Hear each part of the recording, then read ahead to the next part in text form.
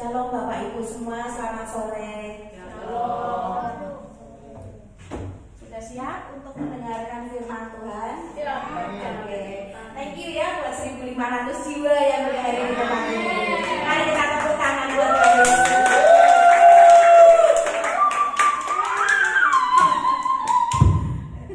Oke. Raymond semangat sekali Raymond. Mari kita berdoa sebentar ya.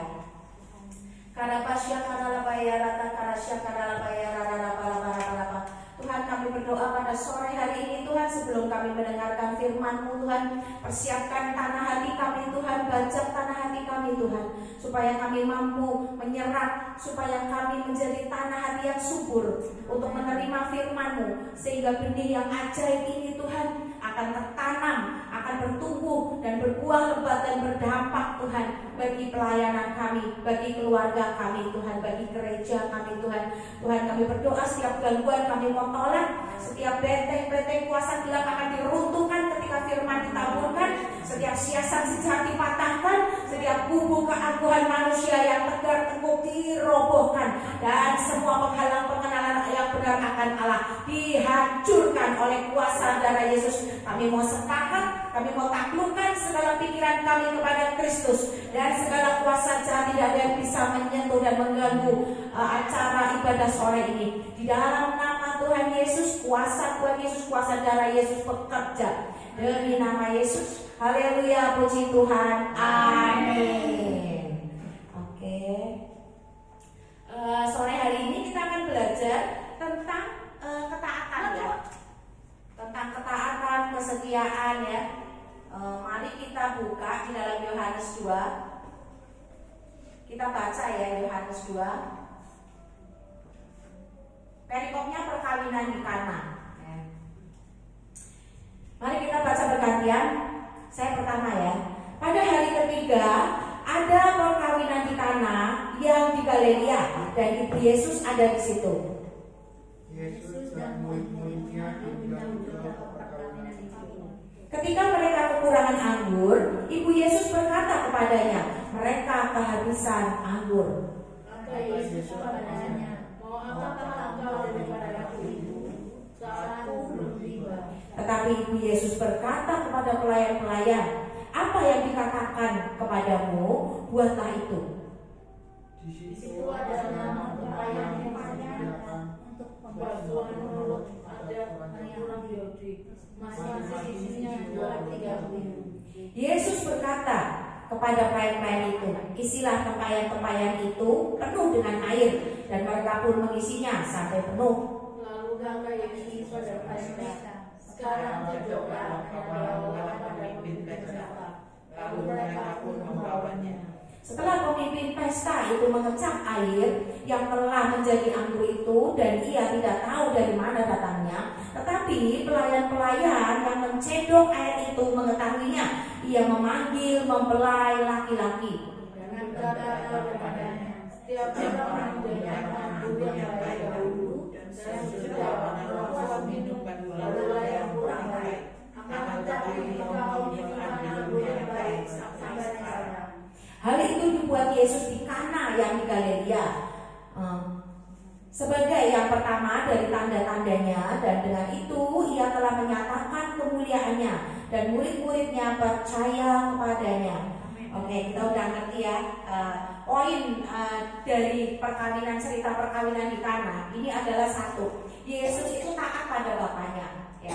Yang kedua, Maria taat pada perkataan Yesus. Yang ketiga, sehingga ada impartasi yang mengalir pada pegawai pesta untuk taat pada perintah Maria. Impartasi itu turun dari pemimpin, dari staf gembala, dari staf koordinator, sampai ke pengerja, sampai ke jemaat ya. Turun dari atas ke bawah ya. Ketaatan itu membawa impartasi. Waktu kita taat, kita kadang nggak ngerti kenapa kok harus begini, kenapa kok harus begitu. Tapi waktu kita taat, maka taatan itu akan membawa impartasi yang dibawa kita pun menjadi taat. Ya, itu ya, untuk mengubah anggur biasa menjadi anggur yang enak itu dibutuhkan waktu sekitar 25 tahun ya. Tapi pada hari perkawinan di Kana itu Yesus sanggup mengubahkan air air pembasuhan kaki orang Yahudi menjadi anggur yang terbaik. Ya, jadi ada hal-hal besar yang terjadi waktu seseorang itu taat. Seperti Yesus taat pada Bapaknya dalam kisah perkawinan di Kana. Yaitu apa hal besar itu? Pembalikan keadaan. Pembalikan keadaan terjadi. Ya, kita lihat. Apa? Pembalikan keadaan apa? Yang kekurangan jadi kelimpahan. Ya, yang kekurangan anggur jadi kelimpahan anggur. Terus ketakutan, dah anggurnya habis. Gimana caranya? Ya kan?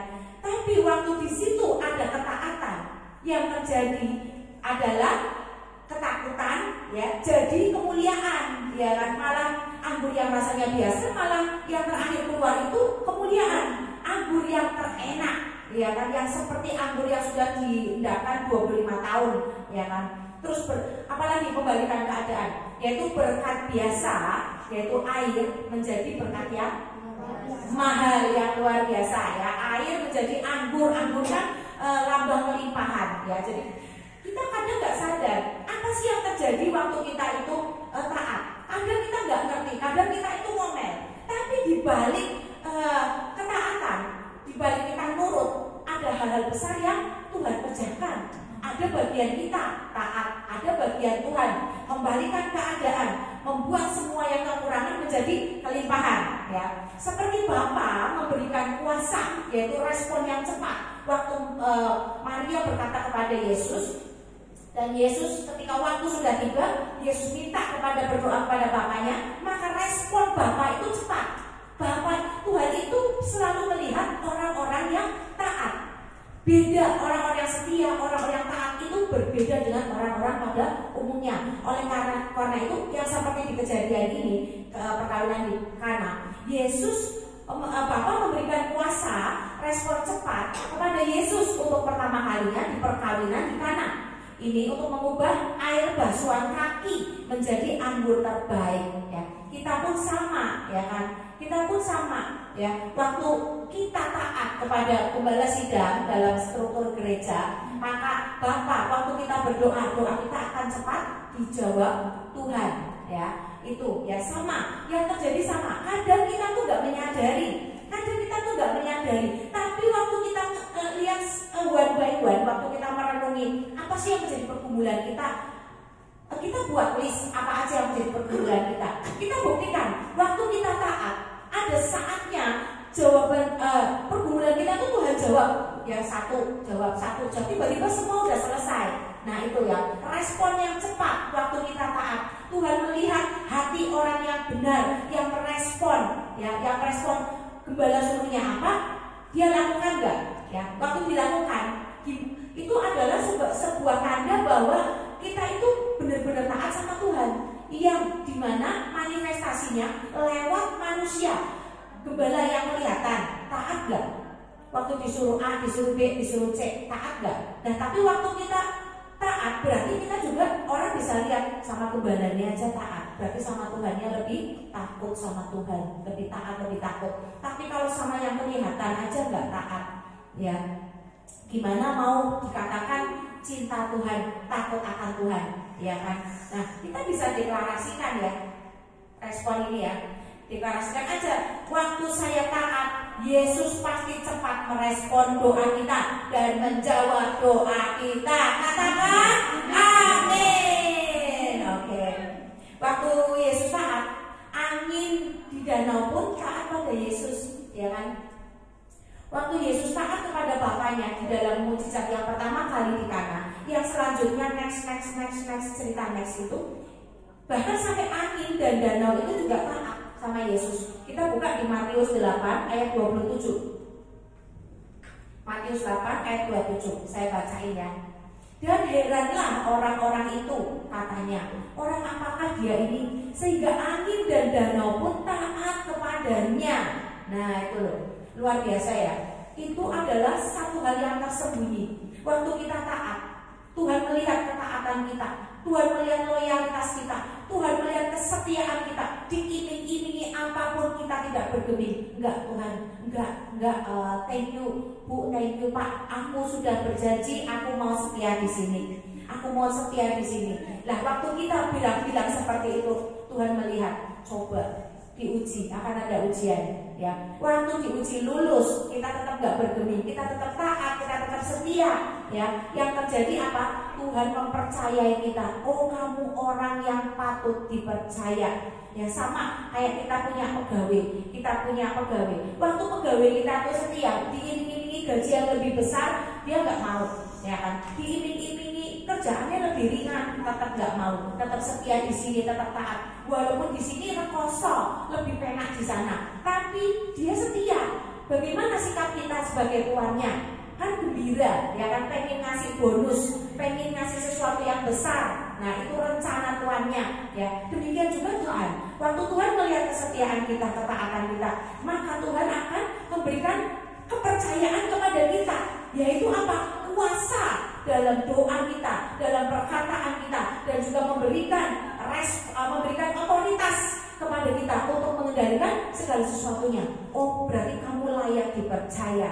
Ya, seperti Tuhan yang mempercayakan berapa talenta kepada hamba-hambanya. Ya, di situ terlihat mana orang yang bisa dipercaya dan bisa berkembang, ya, mana yang bodoh, yang bahkan marah sama tuannya atas ketidakadilan, atas apapun menggerutu, ya kan? Jangan sampai kita jadi seperti hamba-hamba yang menggerutu, yang pada seperti bangsa Israel diputar 40 tahun. Kita introspeksi diri, apa pergumulan kita? Kenapa? Apa kita sudah berterobosan apa belum? Sudah berapa tahun? Nah, kita jangan bodoh, dibodohi iblis dengan kesakitan, dengan kejengkelan, dengan kemarahan. Tapi kita lupa menghitung hari-hari. Ya, sudah berapa lama pergumulan ini? Apakah saya seperti bangsa Israel yang diputar 40 tahun gak sampai tujuan? Udah berapa tahun aku ngalamin ini? Kenapa kok gak ada terobosan? Kenapa kok doa kita gak dijawab Tuhan? Nah, introspeksi. Salah satunya, kita taat gak? Kita orang yang setia apa bukan? Nah, itu. Kenapa kok kita gak diberikan kuasa, kepercayaan sama Tuhan? Waktu doa langsung dijawab. Introspeksi diri. Apakah kita menjadi orang yang taat? Apakah kita sudah menjadi orang yang berkenan di hadapan Tuhan? Berkenan di hadapan Tuhan, taunya gimana? Gembalanya berkenan. Gembala kita berkenan gak sama kita? Kita ngerti gak apa yang menjadi mau gembala kita? Waktu kita taat, waktu kita ngerti apa selera gembala kita, apa maunya gembala kita pun akan bisa menangkap apa maunya Tuhan. Itu, ya. Jadi kita bisa melatih diri di situ. Ada penundukan diri, ada ketaatan, ada kesetiaan, ya. Nah, itu ya. Jadi kadang itu kita nggak sadar, ya. Jadi hati-hati dalam pergumulan kita sehari-hari. Kita harus introspeksi, ya. Apakah kita lagi diputar Tuhan? Apakah kita sudah di jalurnya?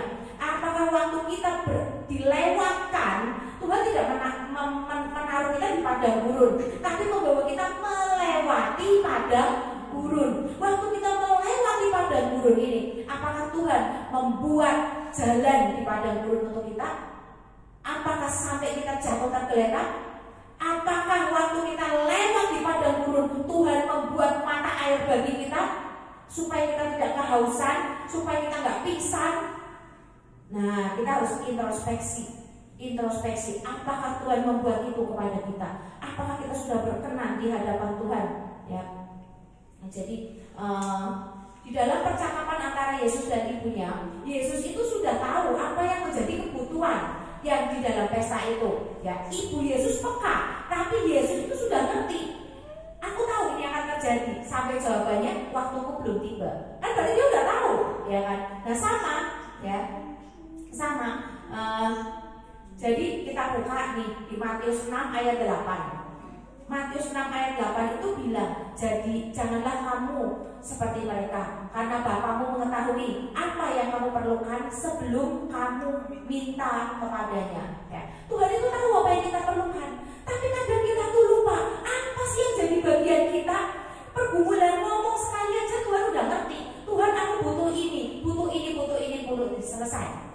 Dalam sehari itu kita ngapain? Bagian Tuhan kita sudah ngomong ke Tuhan. Tuhan lagi melakukan bagiannya. Nah, bagian kita tuh gimana? Ya kan?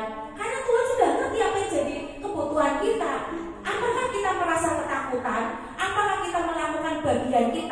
membuat Tuhan senang terus dan mempercepat proses dari lewat di padang gurun itu, atau malah bikin Tuhan jengkel terus diputar sampai 40 tahun kita nggak sadar, terlena, kena angin sepoi-sepoi, ya kan? Nah itu kan bahaya. Ya, kadang tuh kita menjadi khawatir ya, ketika keadaan keuangan itu menipis, ketika keadaan di sekeliling kita nggak seperti apa yang kita kehendaki, kita lihat anak kita kok begini, kok begitu, itu kita khawatir. Ya, waktu kita khawatir tuh apa sih artinya? Bapak Ibu ngerti nggak apa arti khawatir? Ya, kita jangan terlena, kita jangan mau dibodohi iblis. Ya, khawatir itu artinya ada dalam diri kita yang dicuri oleh iblis. Yaitu apa? Damai sejahtera. Damai sejahtera itu dicuri oleh iblis, makanya kita khawatir. Ya, buah Roh Kudus kan damai sejahtera salah satunya. Nah, waktu kita khawatir, kita tuh nggak sadar bahwa damai sejahtera udah hilang, udah nggak ada. Kita khawatir sampai gemeteran, sampai akhirnya cari solusi kepada manusia, ya kan? Ya. Waktu kita khawatir artinya iblis berhasil masuk dan menanamkan benih yang ada di hati kita. Ya, dia memotong iman kita, ya, menjadi bonsai, kerdil. Ya, tadinya Tuhan memberikan kita kata-kata yang luar biasa, iman sebesar biji sesawi mampu memindahkan gunung. Waktu kita khawatir, iman itu dipotong sama iblis, ada yang dicuri sama iblis dan kita nggak sadar, kita terlena dengan kekhawatiran itu. Ya, nah, jadi imannya jadi kerdil, jadi takut, jadi mengandalkan manusia, cari bantuan kepada manusia. Nah ini, padahal kita punya kekuatan lidah, kita punya diberikan Tuhan itu lidah yang kuat, ya, seperti kemudi kapal, ya kan? Walaupun kecil tapi bisa mengemudikan kapal yang begitu besar. Nah, kenapa kita nggak katakan yang baik-baik? Kita katakan deklarasi, ya kan? Dalam nama Yesus. Berdoa, jangan waktu keadaan keuangan, ya, berdoa. Tuhan, firman-Mu berkata bahwa angkatan orang benar itu diberkati Tuhan, maka Engkau harus memberkati aku Tuhan. Engkau lihat aku Tuhan, apakah aku sudah menyenangkan hati-Mu Tuhan? Berkati aku perkatakan berkat besar turun atas aku, berkat raja-raja datang atas aku. Nah, ya kan? Perkatakan yang baik-baik, deklarasikan yang baik-baik, ya, supaya kita itu semua yang terjadi itu baik, karena segala sesuatu itu dimulai dari kata-kata, benar gak? Ya, orang sial, orang hoki itu dimulai dari kata-kata. Apakah kita memperkatakan mengeluh terus sehingga itu ditangkap oleh iblis dan digenapi? Ya, apakah kita memperkatakan hal-hal yang dahsyat? Apakah kita memperkatakan firman untuk membuka jalan kita? Ya, sesuai dengan firman, ya, karena firman kan berkata di Yesaya 55 ayat 11, demikianlah firman-Ku yang keluar dari mulutku, ia tidak akan kembali kepadaku dengan sia-sia, tetapi ia akan melaksanakan apa yang Ku kehendaki dan akan berhasil dalam apa yang Ku suruh kepadanya. Kenapa mulut kita nggak memperkatakan firman waktu kita khawatir, ya kan? Waktu kita khawatir, iblis itu sedang mengecoh, membelokkan jiwa kita untuk melepaskan ketergantungan kepada Tuhan dan mulai mencari cara manusia. Itu khawatir, ya, hati-hati ya. Khawatir itu ada 3 aspek itu yang mengerikan loh. Gak sadar, kita gak sadar, tiba-tiba kita udah belok, ya, itu udah penyesat, udah benih itu tertanam, akhirnya kita mencari cara manusia dan akhirnya salah. Ya kan, itu berarti kan penyesat, ya, itu waktu kita khawatir, ya. Mari kita lanjutkan untuk mengupas ayat 5 tadi, ya. Tetapi Ibu Yesus berkata kepada pelayan-pelayan, apa yang dikatakan kepadamu buatlah itu, ya. Waktu kita sedang berdoa untuk pergumulan kita, hendaknya kita fokus, buka telinga seperti pelayan-pelayan yang diomongin, apa yang dikatakannya kerjakanlah itu. Itu menyuruh ayat ini, saya menangkap bahwa kita harus fokus seperti pelayan-pelayan yang mengerjakan apa yang Tuhan Yesus suruh, ya. Walaupun itu mustahil, Yesus itu disuruh ngejak pelayan itu mengumpulkan ambillah air, ya kan. Nah, itu penuhilah wadah-wadah itu. Nah, waktu kita nggak fokus, waktu kita ada pergumulan dan kita berdoa kepada Tuhan, kita harus buka telinga kita. Kalau kita berdoa, berarti kita harus apa? Habis berdoa ngapain? Habis berdoa leha-leha, dolan.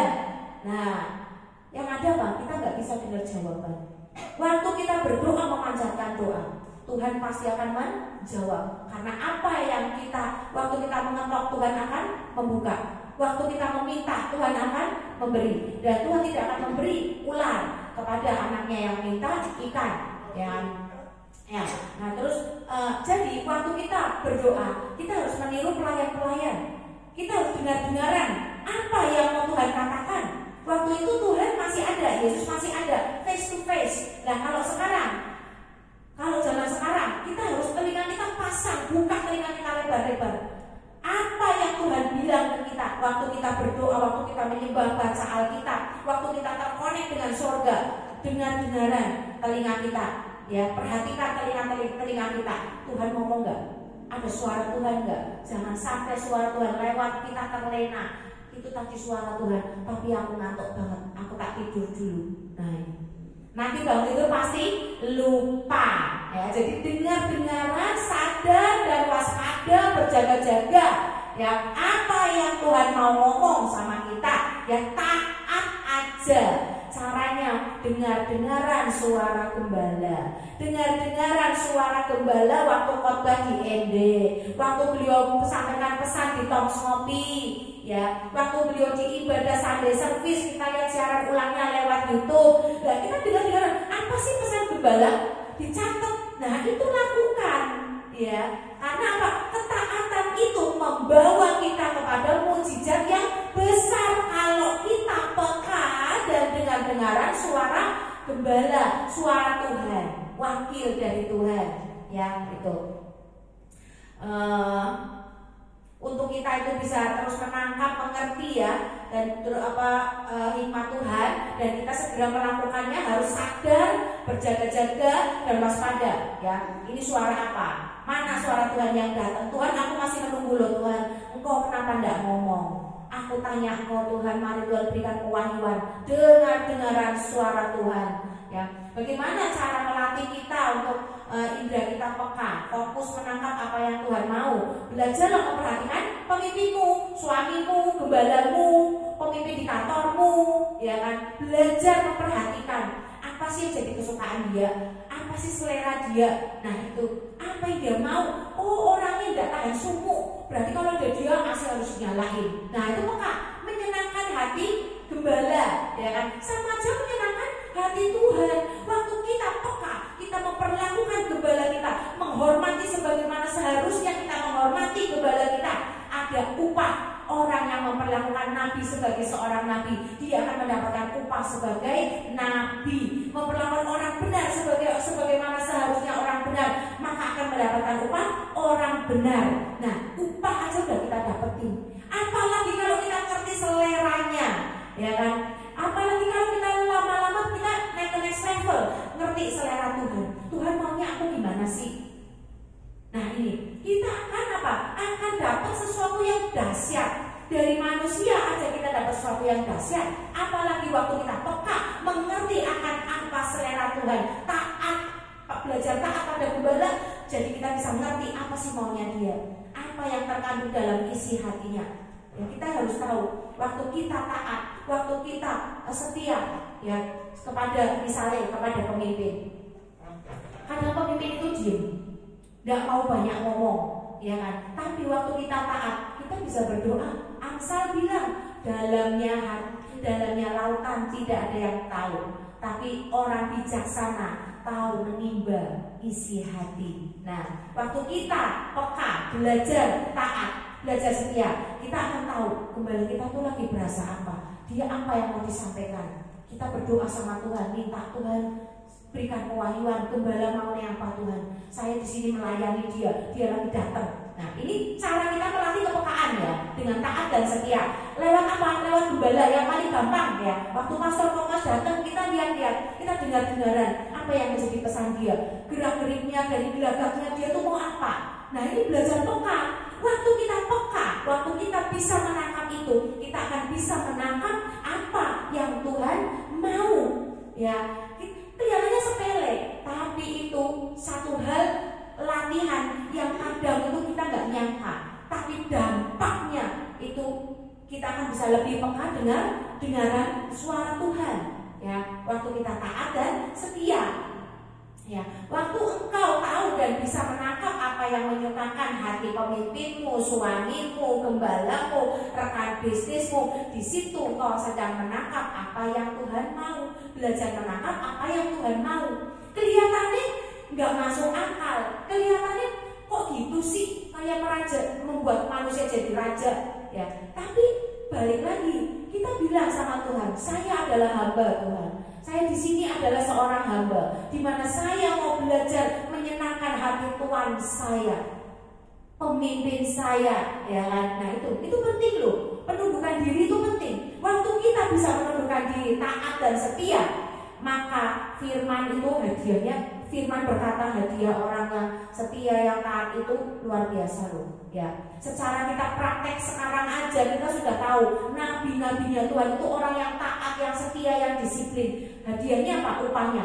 Dia bisa connect dengan Tuhan, connect dengan surga, bisa tahu apa yang menjadi rahasia seseorang. Tuhan menyingkapkan, bisa tahu, ya kan? Nah ini kan membantu sekali waktu kita dalam mempunyai bisnis. Ya, waktu kita mau mencarikan jodoh, anak-anak datang lihat boleh nggak aku sama ini misalnya, ya kan? Nah kita bisa tahu Tuhan akan, waktu kita mendoakan anak ini, Tuhan akan menyingkapkan segala sesuatunya.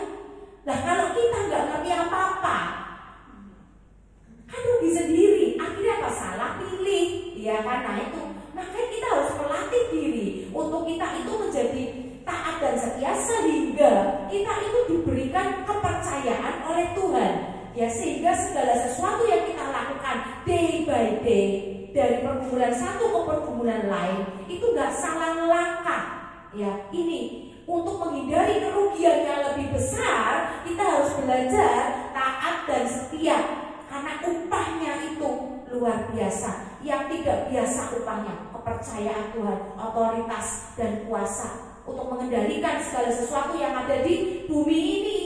Iblis itu gak akan berhenti membuatmu kena masalah. Waktu engkau diurapi Tuhan, waktu engkau jadi orang-orang yang dipilih Tuhan, mau dipakai Tuhan menjadi tiang-tiang doa, menjadi eksekutornya Tuhan, menjadi bendahara-bendahara sorga, iblis gak akan berhenti mau menyandung kau sampai jatuh.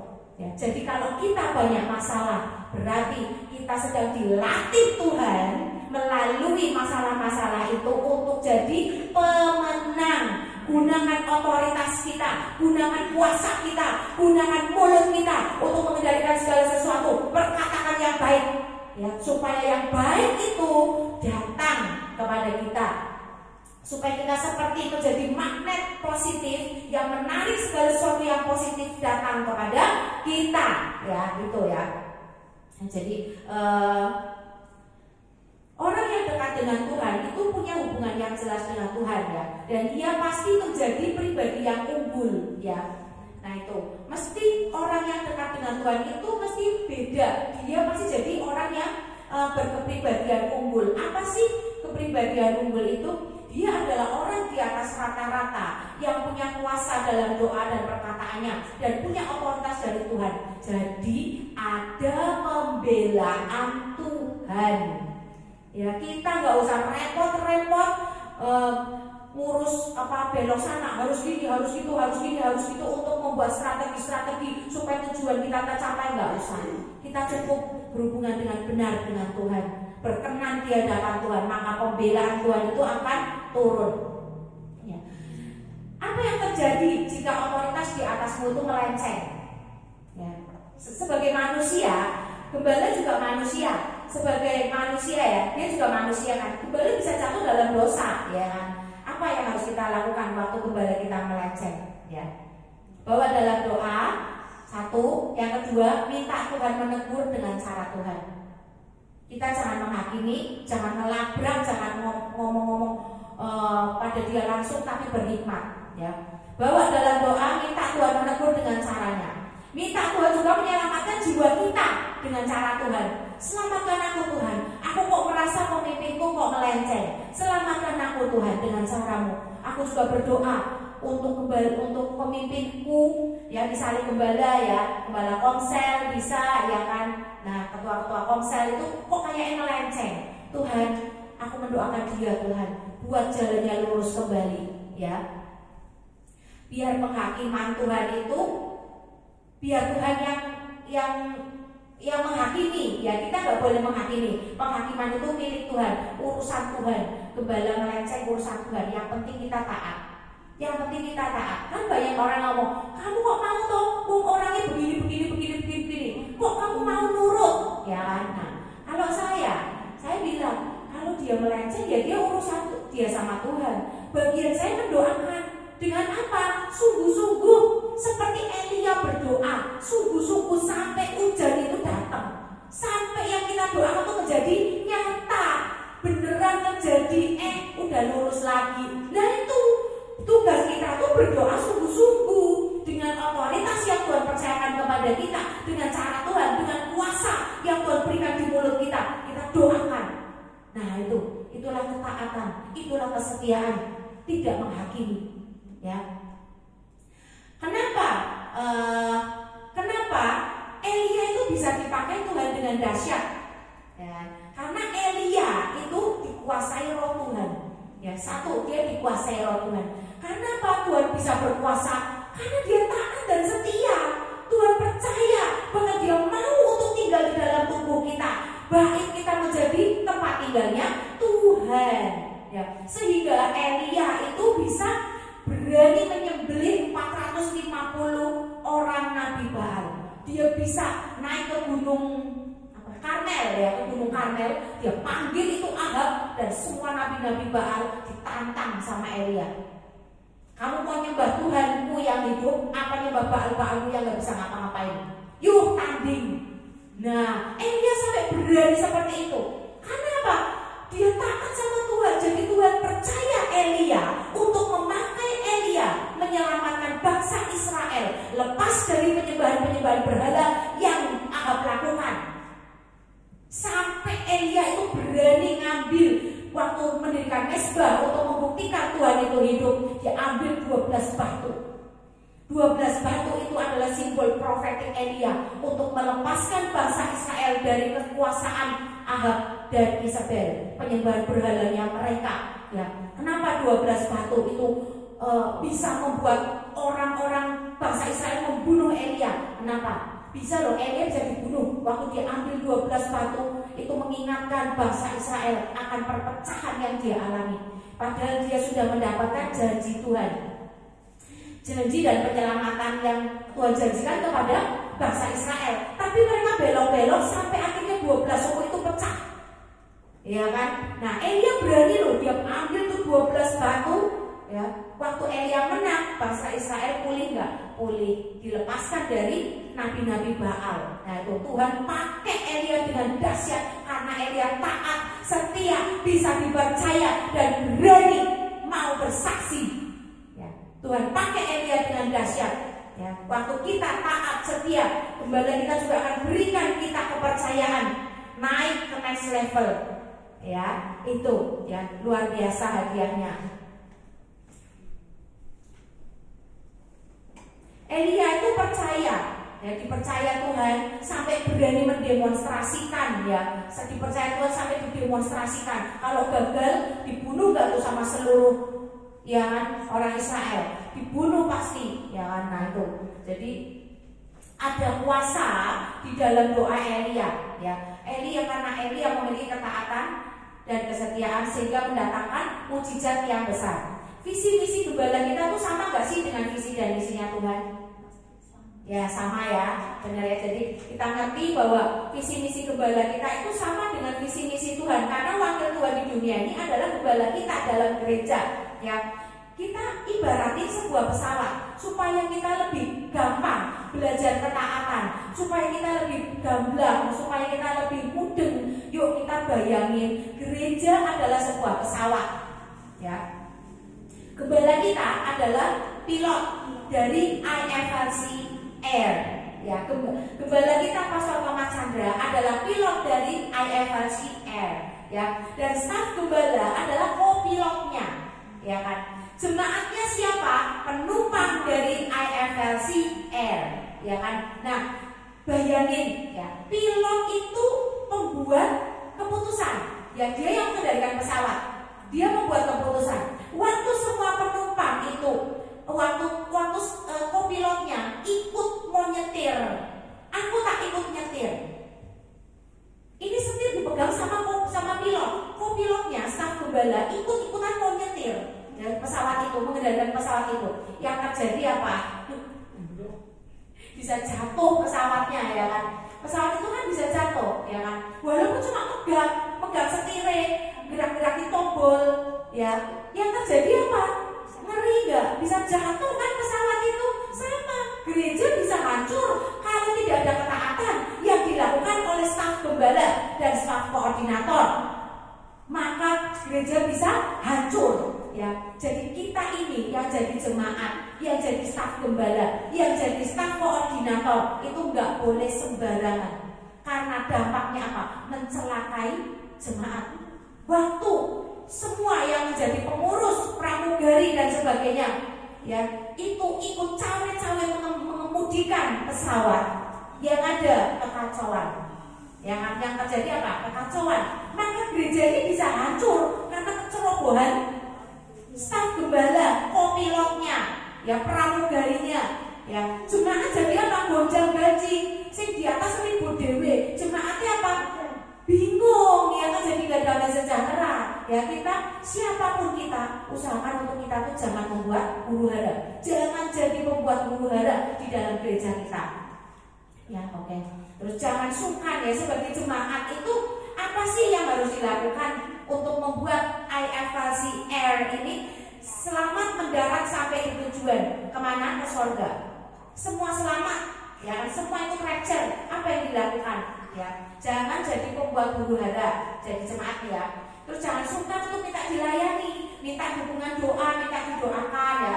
Jangan suka gosipin pemimpinmu, gembalamu, karena dia itu orang yang berjaga-jaga terhadap jiwamu, ya. Terus tetap berdoa dan menyembah, kuatkan kepercayaanmu seperti Daud menguatkan kepercayaannya pada waktu kesesakan. Ikuti ibadah-ibadah acara-acara IFLC untuk terus mendapatkan doa, berkat, pengurapan, ya, dan kekuatan untuk menghadapi kesesakan-kesesakan pergumulan kita, ya. Ada pembelaan Tuhan melalui doa-doa dari wakil Tuhan, yaitu siapa? Gembala sidang, ya, gembala sidang kita, Pastor Thomas Chandra, ya. Itu sebagai jadi waktu kita diurapi terus, didoakan, diberkati terus, ya, lewat MB, lewat ibadah, lewat apa, ya, pemimpin di atasmu. Itu yang terjadi apa? Kita punya kekuatan untuk menghadapi masalah-masalah dalam hidup ini, ya.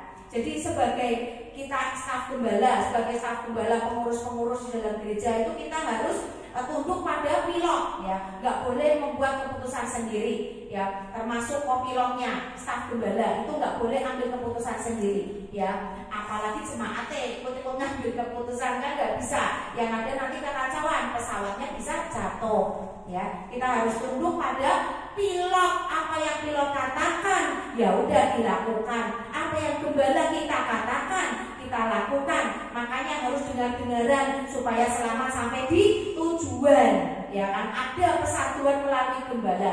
Tuhan itu nggak mungkin pesan itu langsung kepada dari, nggak lewatin gembala, nggak lewatin otoritas-otoritas, itu nggak mungkin langsung blek sampai, itu nggak bisa. Tuhan itu teratur, Roh Kudus itu teratur. Dia akan menyampaikan pesan-pesan penting. Itu biasanya lewat staf gembala, lewat staf koordinator, gitu-gitu, ya, otoritas di atas kita. Makanya kita harus ada penundukan diri dan taat, ya. Nah itu. Jadi itu dalam perkumpulan besar, ya, itu dalam perkumpulan besar. Memang kita bisa mencari Tuhan secara langsung, tapi dalam perkumpulan besar biasanya Tuhan itu lewat staf di atas kita, ya, kok lewat otoritas di atas kita. Ya, saya mengalami sendiri, saya nggak dapat jawaban, tapi tiba-tiba gembala ngomong, Tuhan bilang begini. Nah itu, ya. Jadi saya itu tahu, oh ternyata seperti ini ya cara kerja Tuhan, ya. Kalau kita nggak rajin ikuti ibadah, Tuhan nggak akan ngomong di rumah. Tuhan akan ngomong di mana? Di sini, di tempat ibadah, di tempat kita berkumpul, di mana ada otoritas yang turun. Disitulah Tuhan bicara.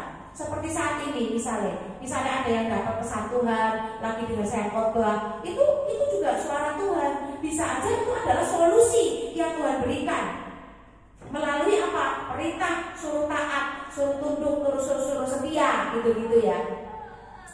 Oke, terus sebagai kopilot, sebagai staf gembala itu, staf koordinator itu apa sih tugas kita untuk membawa jemaat itu sampai ke tujuan dengan selamat, ya.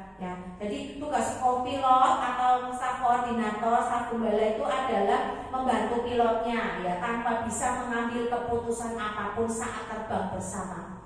Apa yang gembala ngomong, apa yang pilot ngomong, kita tuh nggak bisa.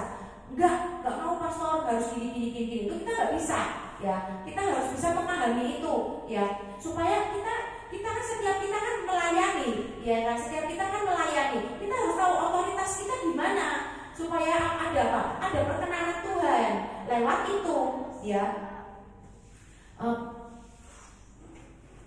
Ya kan, jadi tadi kalau kita tidak sesuai dengan apa yang jadi tugas kita, tapi malah cawe-cawe ngatur gembala, itu bahaya banget ya. Pesawat bisa jatuh, penumpangnya mabuk, ya, karena pesawatnya akan goncang-goncang, naik turun, belok miring-miring, ya kan, tidak akan sampai tujuan, ya kan, lama, sampainya tuh lama, tujuannya itu lama, ya, nggak sampai-sampai, karena banyak yang tidak sesuai dengan apa yang menjadi otoritasnya, ya kan.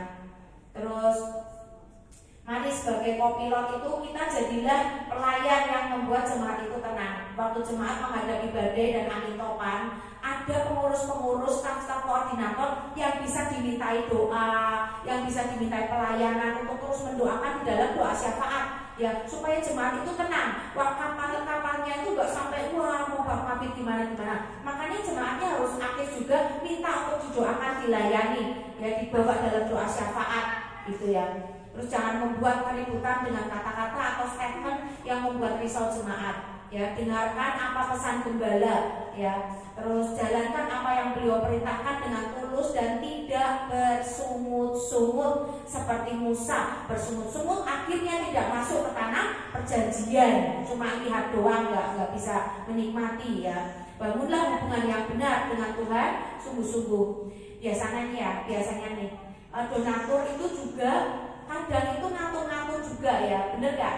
Di dalam satu gereja kan biasa ada donatur. Nah, biasanya donatur itu juga ngatur-ngatur, pengen jadi pilot, mentang-mentang udah ngeluarin duit banyak, dia juga pengen ngatur, pengen jadi pilot. Nah, ini juga membahayakan penumpang, ini juga membahayakan jemaat, pesawatnya bisa jatuh, ya kan? Karena ada donatur yang ikut-ikut cawe-cawe, ya kan? Jika kita seorang donatur, ya, kan kita untuk saling, kita belajar ini untuk apa? Untuk kita mempelajari, kita peka terhadap situasi di gereja kita, di sekeliling gereja kita, apa yang terjadi dalam gereja kita, supaya keselamatan jemaat itu terjadi, jemaatnya selamat sampai di tujuan.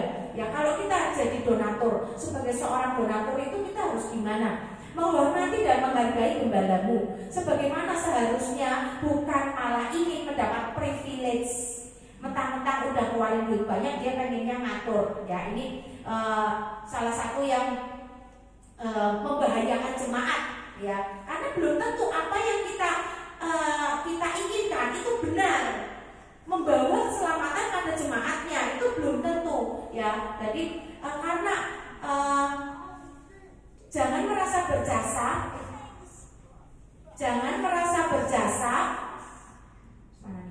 karena itu adalah uang Tuhan. Engkau hanyalah sebagai pengelolanya saja. Kalau kita ketemu donatur seperti ini, kita bisa mengingatkan, kamu lebih baik jangan terlalu ngatur gembalamu, nanti takutnya, ya kan. Nah, ini kan kita nggak bisa merasa berjasa. Aku udah menyumbang ini, nyumbang itu, nyumbang ini. Banyak loh di gereja-gereja besar, donatur itu sangat berpengaruh dan nyetir pilotnya. Ya, padahal pilot ini apa? Pilot ini pegawainya Tuhan loh. Pilot itu pegawainya Tuhan. Donatur, pilot itu bukan pegawainya donatur, ya kan? Akhirnya apa? Semuanya ikut tidak selamat karena gembalanya akhirnya nurut sama yang punya uang, yang bukan pegawainya Tuhan. Yang Imam Lewi siapa? Pilotnya, ya kan, gembalanya. Tapi waktu gembalanya diatur-atur, akhirnya gerejanya stuck. Gerejanya nggak berkembang, ya, nggak bisa besar.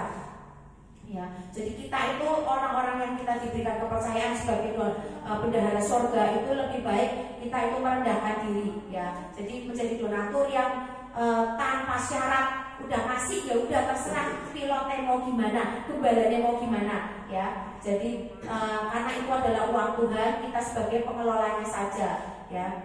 Itu ya. Terus orang-orang yang setia itu juga adalah orang-orang yang taat, ya. Banyak apa kata firman tentang orang-orang yang setia, orang-orang yang taat? Ya, kita buka Amsal 20 ayat 6. Amsal 20 ayat 6 itu menjelaskan tentang orang-orang yang setia dan orang-orang yang taat, ya.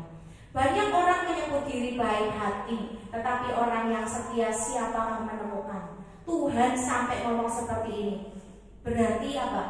Jarang sekali orang yang setia, orang yang taat itu jarang ditemukan. Nah, mari jadilah kita itu salah satu orang yang setia dan taat di hadapan Tuhan di dalam satu wadah, ya. Yang di dalam Amsal lagi, buka lagi ya, Amsal 20. Ini ya. Aduh, ini saya salah ya ayat. Oke.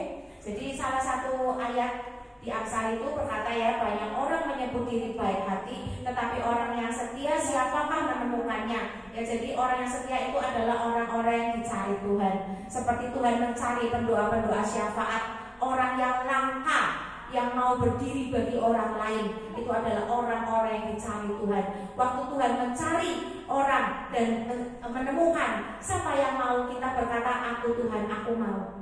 Maka kita sudah mempersembahkan tubuh kita sebagai persembahan yang hidup, yang berkenan dan yang sempurna, ya. Oke. Sekian firman Tuhan. Mari kita berdoa.